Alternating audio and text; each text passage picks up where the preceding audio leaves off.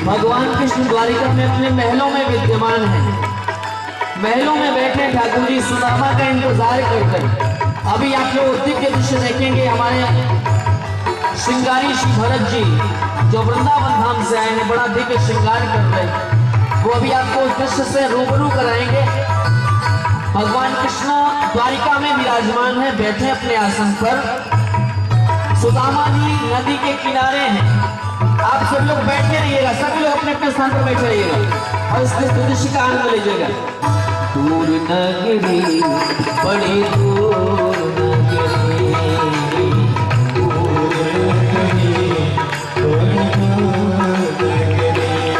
कैसे आऊं रे कन्हैया, कैसे आऊं रे कन्हैया, मेरी गोकुल नगरी बड़ी दूर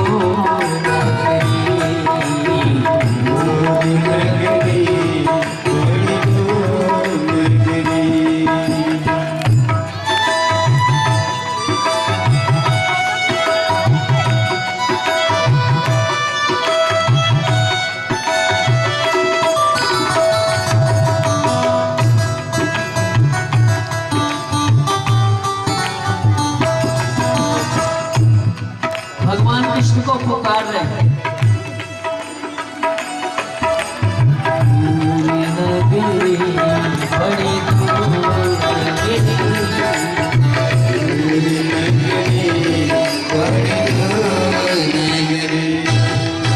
भगवान कृष्ण को सुदामा जी पुकार रहे हैं।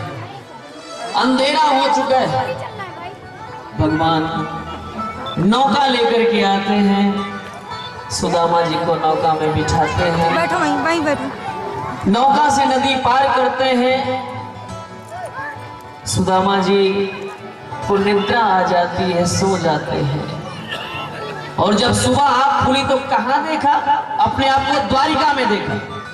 बड़ा ही दिव्य नगर, बड़ा ही आनंदित हो रहे हैं। कहाँ सा कौन सा नगर आ गया? इतना सुंदर नगर, इतने भव्य भव्य अट्टालिकाएं, इतने दिव्य राजप्रासाद, कहाँ हम आ गए?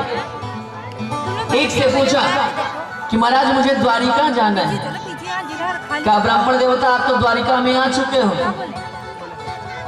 कहा द्वारिका में मैं आ चुका हूँ। कहा आ चुका। कहा द्वारिका के महाराज जो कृष्णचंद्र है ना, वो मेरे मित्र हैं। जाकर के उनसे बोल दो कि उनका मित्र सुदामा आया है। इतना सुनना था कि देख करके द्वारपालों ने कहा कि पहनने की क्षमता नहीं, चप्पल तो है नहीं पाँव में, कन्हैया के मित्र हैं, लेकिन ब्राह्मण देवता है और भगवान ब्राह्मण्य है। भगवान ब्राह्मणों को बहुत प्रेम करते हैं। भगवान का दरबार ब्राह्मणों के लिए कभी बंद हुआ ही नहीं, इसलिए संकोच के वशीभूत होकर के द्वारपाल जाता है, भगवान कृष्ण से कहता है। द्वारपालों से सुदामा जी ने जाकर के भगवान कृष्ण से संदेशा सुनाया है। अरे द्वारपालों कन्हैया से कह दो, अरे द्वारपालों कन्हैया से कह दो, पे सुदामा कहीं बार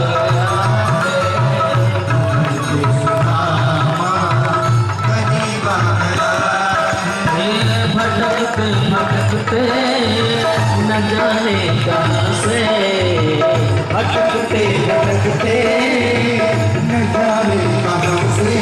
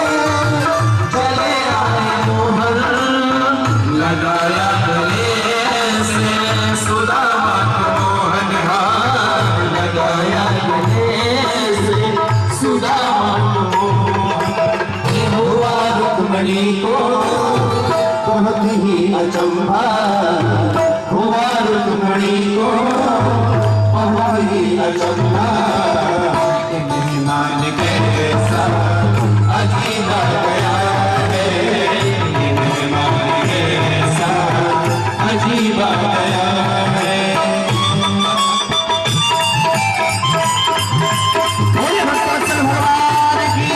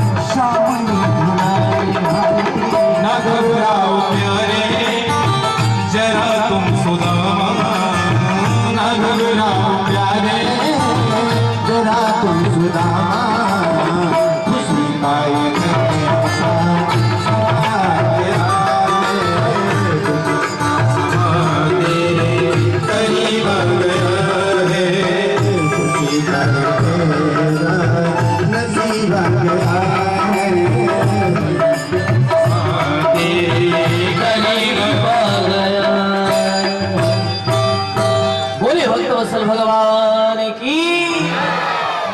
निवेदन आपसे करूं, भगवान कृष्ण ने सुदामा जी को अपने राज सिंहासन पर बिठाया है और बिठाने के बाद चरणों को अपने हाथों में ले लेते हैं। रुक्मिणी से कहते हैं, रुक्मिणी जल लेकर के आओ। इतने दास दासी हैं लेकिन आज किसी से नहीं कह, किससे कह रहे हैं? रुक्मिणी से कह रहे हैं।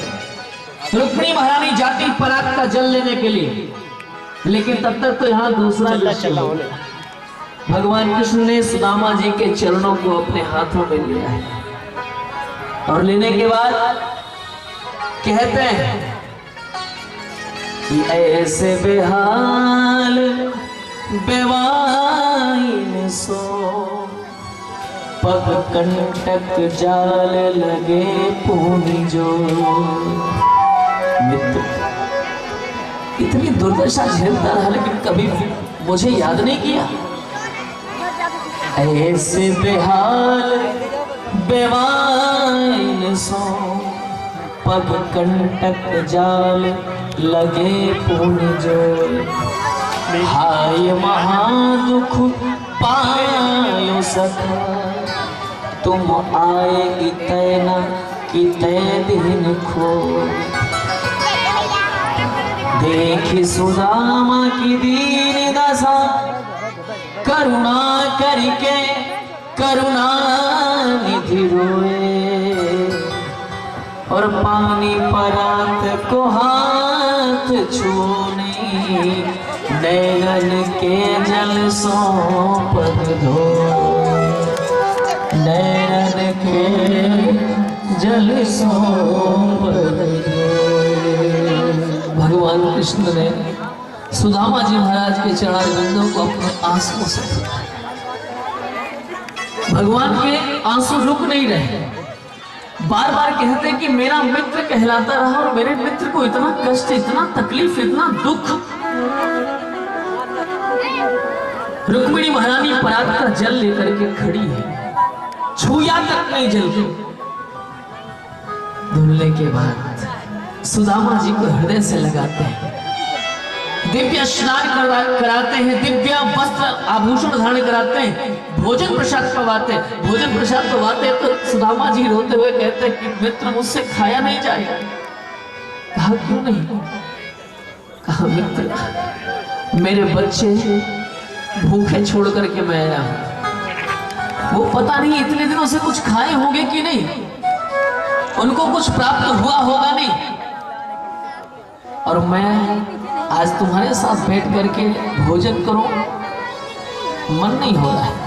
भगवान कृष्ण ने कहा कि सुदामा तुम बच्चों की चिंता मत करो, बच्चों की व्यवस्था हो चुकी है, आप प्रसाद पाओ। सुदामा जी भोजन प्रसाद पाते हैं, फिर इसके बाद शयन खंड में लेकर के जाते हैं, दूध के फेन से भी कोमल बिस्तर, वहां पे सुदामा जी को शयन कराते हैं। भगवान कृष्ण चरण बिंदों का संवाहन करते हैं। सुदामा जी से पूछा है कन्हैया कि सुदामा भैया तेरी शादी हो गई है? सुदामा जी ने कहा हाँ भैया वो तो हो गई। का भाभी माँ ने तो मेरे लिए कुछ भेजा होगा जरूर से। सुदामा जी तंडुल की पोटली अपने बगल में दबाए, हाथों के बीच में दबाए। कन्हैया बार बार पूछ रहे हैं मित्र सच बता ना, भाभी माँ ने मेरे लिए कुछ भेजा है? सुदामा जी कहते हैं कि तीनों लोगों के स्वामी को चावल के दाने में किस प्रकार से दे दूं, मेरा मन नहीं बन रहा है, दबाए जा रहे हैं। भगवान कृष्ण ने कहा कि कन्हैया सुदामा तेरी आदत अभी बचपन की गई नहीं, मैं स्वयं अपना भाग ग्रहण कर लेता हूं। भगवान कृष्ण ने स्वयं जबरदस्ती सुदामा के बगल से पोटली खींच लिया और खींचने के बाद तुरंत उसको खोला है और खोल करके एक मुट्ठी तंडुल अपने मुख में डाला है।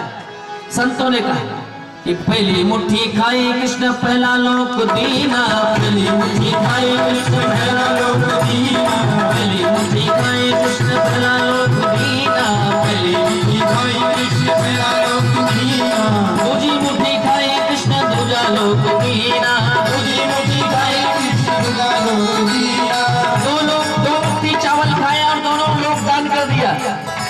और जब तीसरा मुट्ठी खाने का प्रयास किया वैसे ही तीसरे में रोगलिनी रुक्मिणी मामा गाते चले मन में हरे कृष्ण रामा, तीसरे में रोगलिनी रुक्मिणी मामा गाते चले मन में हरे कृष्ण रामा, चले श्याम सुंदर से मिलने सुदामा गाते चले मन में हरे कृष्ण रामा, चले श्याम सुंदर से मिलने सुदामा गाते चले मन में हरे कृष्ण रामा, गाते चले मन में हरे कृष्ण रामा, गाते चले मन में हरे कृष्ण रामा। बोले भक्तवत्सल भगवान की जय। जैसे ही देखा पोटली को, ये मौन संदेश मेरा कन्हैया पढ़ता है। भाभी ने मौन संदेश दिया था, 4 जगह से 4 तरह के चावल। जैसे उस चावल को देखा है भगवान कृष्ण ने जान लिया, मानो उस पोटली के माध्यम से सुशीला महारानी ने, सुदामा जी की धर्मपत्नी ने संदेश दिया है कि कन्हैया 1 मास 2 पाख 2 एकादशी हो।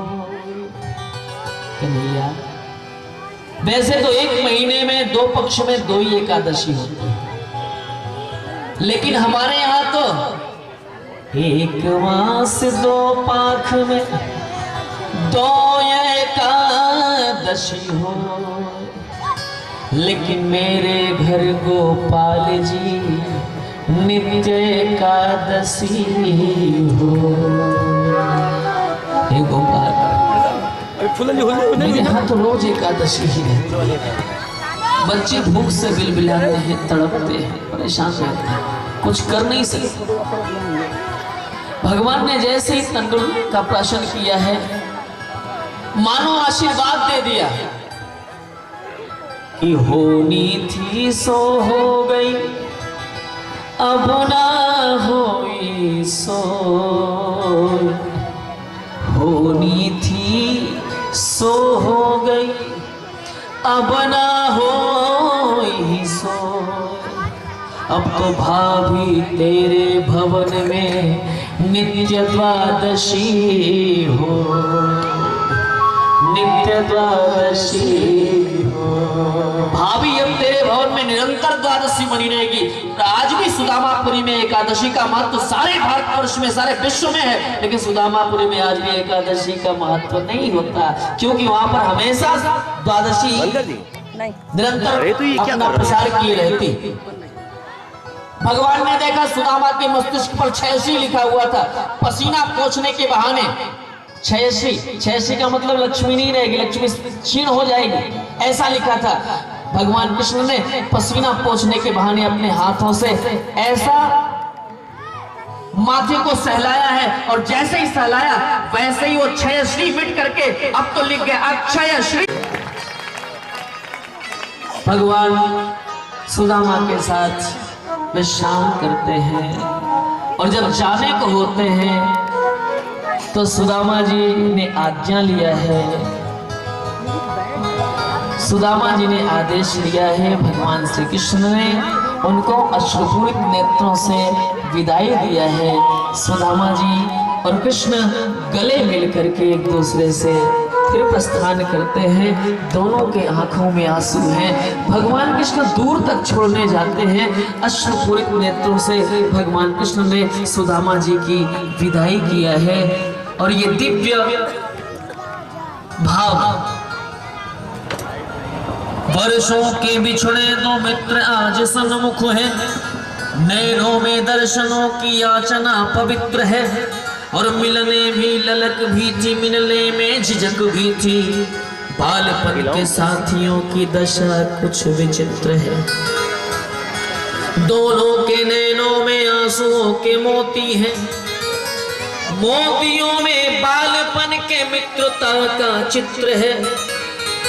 छोटा बड़ा ऊंच नीच राजा रंक कोई नहीं, प्रेम की धरा पे मित्र केवल एक मित्र है।